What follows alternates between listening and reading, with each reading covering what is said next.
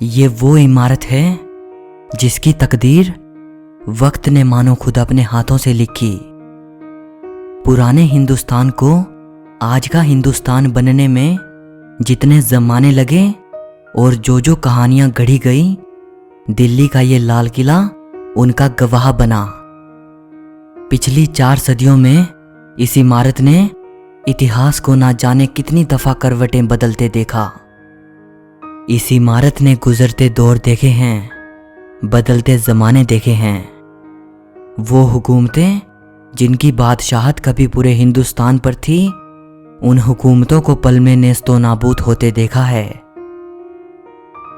इस वीडियो में आप लाल किले के बारे में 23 ऐसी बातें जानोगे जो शायद ही आपने पहले कभी सुनी होंगी। सो इस वीडियो को आखिर तक ज़रूर देखना। नंबर 23, दिल्ली के इस लाल किले का जो ये नाम है लाल किला, ये नाम किले की इन बड़ी सी लाल पत्थर से बनी बाउंड्री वॉल्स की वजह से पड़ा है। और ये नाम शायद 19वीं सदी में अंग्रेज़ों के ज़माने से पड़ा है। शायद वो अंग्रेज़ ही थे जिन्होंने इसे रेड फोर्ट कहना शुरू किया था। लेकिन बहुत कम लोग जानते हैं कि इस किले का असली नाम किला-ए-मुबारक है। ये नाम शाहजहां ने इसे दिया था। नंबर 22, शाहजहां ने लाल किला बनवाने का तब सोचा जब उसने ये फैसला किया कि अब मुगल साम्राज्य की राजधानी आगरा से दिल्ली बदल दी जाए। अकबर के ज़माने में मुगलों की राजधानी आगरा थी। अकबर को दिल्ली उतनी पसंद नहीं थी क्योंकि दिल्ली अकबर को अपने पिता हुमायूं की शेरशाह सूरी से हुई हार याद दिलाती थी। लेकिन शाहजहां आगरा की गर्मी से परेशान थे और उसने दिल्ली वापस आने का मन बना लिया। उसने तय किया कि मुगल साम्राज्य की राजधानी अब दिल्ली होनी चाहिए। दिल्ली में शाहजहां ने एक शहर बसाया जिसे नाम दिया गया शाहजहानाबाद। इसे अब पुरानी दिल्ली कहा जाता है। इसी शहर के बीच में भव्य लाल किले का निर्माण शुरू हुआ। नंबर 21, 1638 में शाहजहां ने लाल किला बनवाने का हुक्म दिया और पूरे 10 साल बाद 1648 में लाल किला बनकर तैयार हुआ। जब लाल किला बनकर तैयार हुआ उस वक्त शाहजहां अफगानिस्तान के काबुल में थे। जब उन्हें यह खबर दी गई तब बादशाह वहां से फौरन दिल्ली वापस आ गए। नंबर 20, लाल किले के 2 मुख्य दरवाजे थे, दिल्ली दरवाज़ा और लाहौरी दरवाज़ा। दिल्ली दरवाजे के ज़रिए ही शाहजहां नमाज के लिए जामा मस्जिद जाया करते थे। लेकिन बाद में औरंगज़ेब ने लाल किले के अंदर ही अपने और अपनी बेगमों के लिए निजी मस्जिद बनवा ली जिसे मोती मस्जिद कहा जाता है।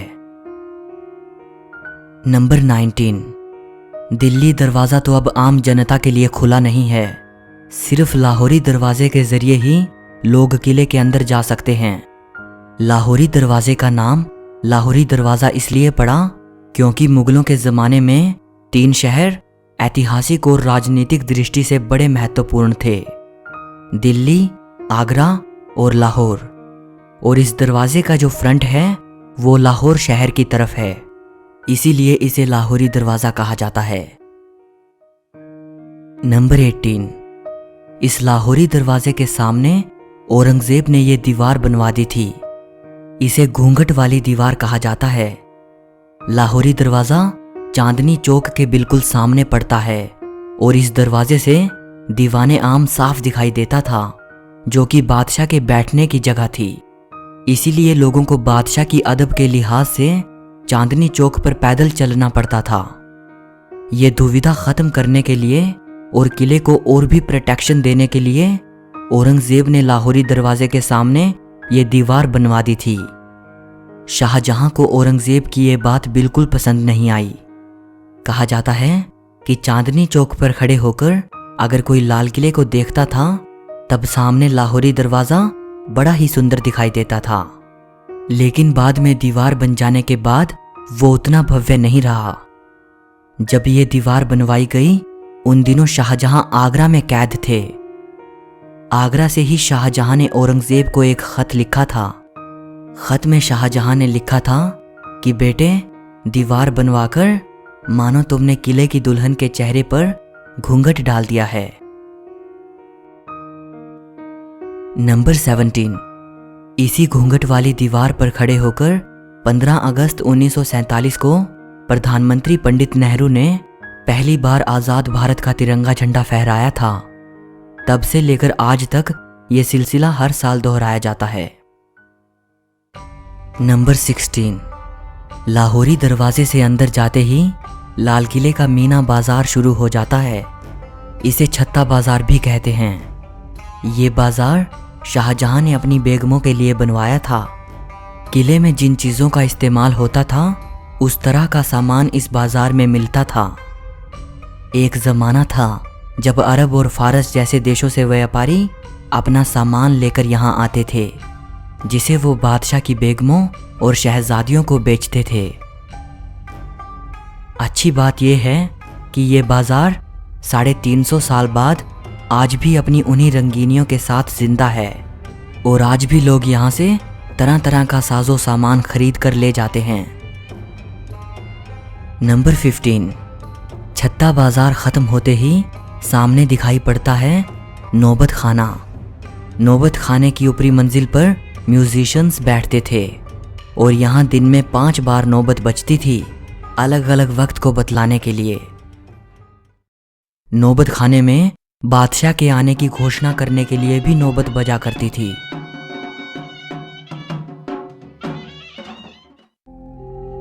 इसी नौबत खाने के अंदर 9वें मुगल बादशाह जहांदार शाह और 10वें मुगल बादशाह फर्रुखसियर का कत्ल किया गया था।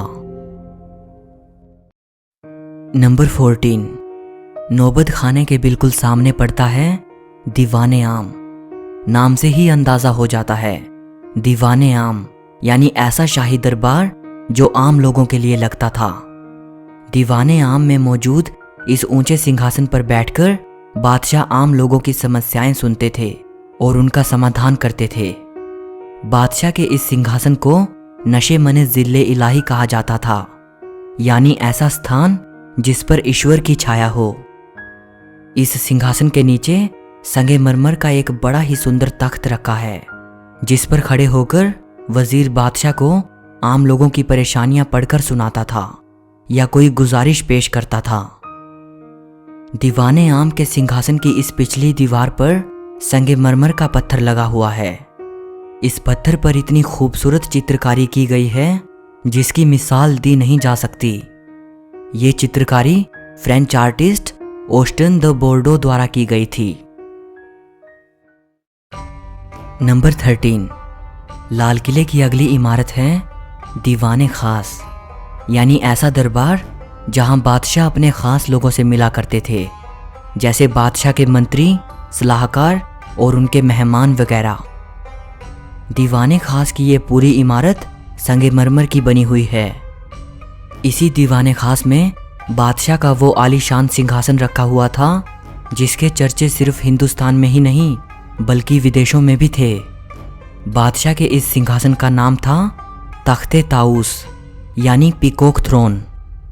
पीकॉक थ्रोन सोने चांदी और कीमती हीरे जवाहरातों से बना हुआ सिंहासन था। इसके ऊपरी सिरे पर हीरे मोतियों से बने 2 मोर थे और इसी पीकॉक थ्रोन में भारत का सबसे बेशकीमती हीरा कोहिनूर जड़ा हुआ था। पीकॉक थ्रोन की कीमत 17वीं सदी में भी कई करोड़ों में आकी गई थी। फिर 1739 में ईरान का बादशाह नादिर शाह भारत आया। उसने दिल्ली पर हमला बोल दिया। उसकी सेनाओं ने दिल्ली को जमकर लूटा और वो लाल किले की कई बेशकीमती चीज़ों के साथ पीकॉक थ्रोन और कोहिनूर हीरा भी लूट के ले गया। कहा जाता है कि दिल्ली को लूटने के बाद जब नादिर शाह और उसकी सेना ईरान वापस जा रही थी तो रास्ते में उन पर लुटेरों ने हमला कर दिया और कई चीज़ें लूट ली। उनमें से एक पीकॉक थ्रोन भी था। लुटेरों ने पीकॉक थ्रोन को तोड़कर उसके कई हिस्से कर दिए और उसे आपस में बांट लिया। कहा जाता है कि पीकॉक थ्रोन के टूटे हुए निचले हिस्से को आखिरी बार तेहरान के एक म्यूजियम में देखा गया था। तख्ते ताऊस में बैठकर बादशाह दीवाने खास में अपने खास लोगों से मिलते थे और सलाह मशवरा करते थे। दीवाने खास लाल किले का सबसे खूबसूरत महल हुआ करता था।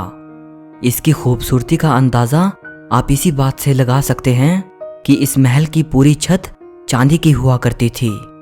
बाद में उस चांदी की छत को निकाल लिया गया।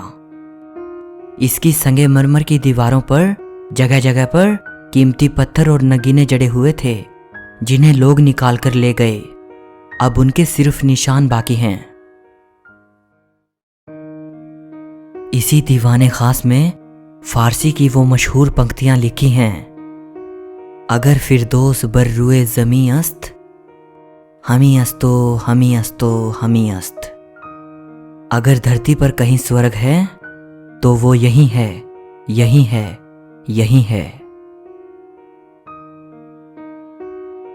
नंबर 12। किले के अंदर अगर कोई सबसे सुंदरतम रचना थी तो वो थी नहर बहिश्त, यानी स्वर्ग की नहर। इस नहर को शाहजहां ने जन्नत की परिकल्पना पर बनवाया था। नहर बहिश्त जब महलों के अंदर से होती हुई बाग बगीचों के पास से बहती थी, तब मानो स्वर्ग जैसा एहसास करवाती थी। इसके बहने से पानी की बड़ी मधुर आवाज पैदा होती थी। नहर बहिश्त में फव्वारे बने हुए थे। इससे निकलते फव्वारे मानो गर्मियों में भी सावन का एहसास करवाते थे। वैसे तो नहर बहिश्त लाल किले के अंदर कई जगह से बहती थी, लेकिन इसे महलों के बीच में से इसलिए बनाया गया था ताकि नहर के पानी से महलों के अंदर ठंडक रहे। नहर बहिश्त में पानी को चलाए रखने के लिए यमुना नदी से पानी उठाया जाता था। नंबर 11। शाहजहां ने अपनी रानियों और किले की अन्य शाही औरतों के लिए जो महल बनवाए थे, उनमें पहला महल है रंग महल। ये बहुत ही बड़ा महल है। इस महल के बीच से नहर बहिश्त बहा करती थी, जो इसे गर्मियों में भी ठंडा रखती थी। अंग्रेजों ने अपनी हुकूमत के दौरान रंग महल को रसोई घर में बदल दिया था।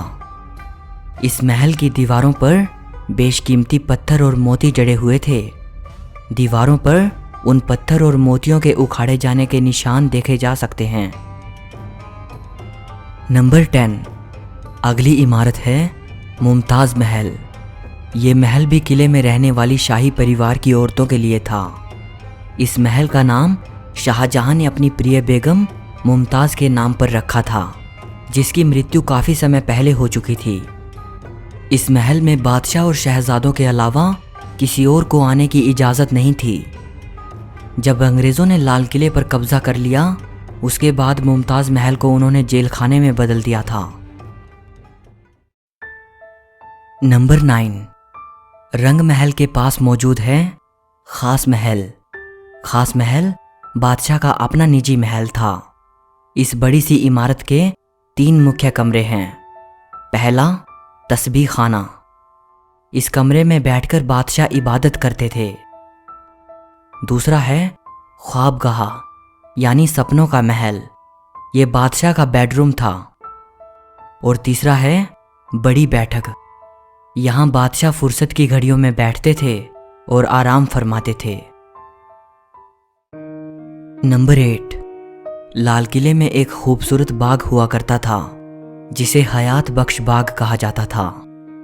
हयात बख्श बाग का मतलब होता है जिंदगी देने वाला बाग। आज किले में हयात बख्श बाग का सिर्फ खाली मैदान बाकी है, लेकिन एक ज़माना था जब इस बाग से खुशबूदार फव्वारे निकलते थे और यहाँ रंग बिरंगे फूल उगाए जाते थे। नंबर 7। हयात बख्श बाग के मैदान में बिल्कुल एक जैसी दिखने वाली 2 इमारतें आमने सामने मौजूद हैं। एक इमारत का नाम है सावन और दूसरी का भादों। क्योंकि फारसी मुगल दौर की आम बोलचाल की भाषा थी, इसीलिए किले में और जितनी भी इमारतें, महल और दूसरी चीज़ें मौजूद हैं, उन सभी के नाम फारसी भाषा में रखे गए थे, सिवाय इन 2 इमारतों के। इन इमारतों के नाम हिंदी महीनों के नाम पर रखे गए थे। जब कभी दिल्ली में बारिश होती थी तब एक इमारत में शाही परिवार के पुरुष और दूसरी में शाही औरतें बैठकर बारिश का आनंद लेती थी। नंबर 6, लाहौरी दरवाजे और दिल्ली दरवाजे के बाद लाल किले का एक तीसरा दरवाज़ा भी है जिसे यमुना गेट कहते हैं। ये दरवाज़ा नीचे से यमुना नदी की तरफ जाता था जहां बादशाह की नाव लगी होती थी। बादशाह नाव में बैठकर यमुना नदी के जरिए दिल्ली से दूसरे शहरों में जाते थे। नंबर 5, लाल किले के वैभव और इसके ऐतिहासिक महत्व को देखते हुए यूनेस्को ने इसे 2007 में वर्ल्ड हेरिटेज साइट घोषित किया था।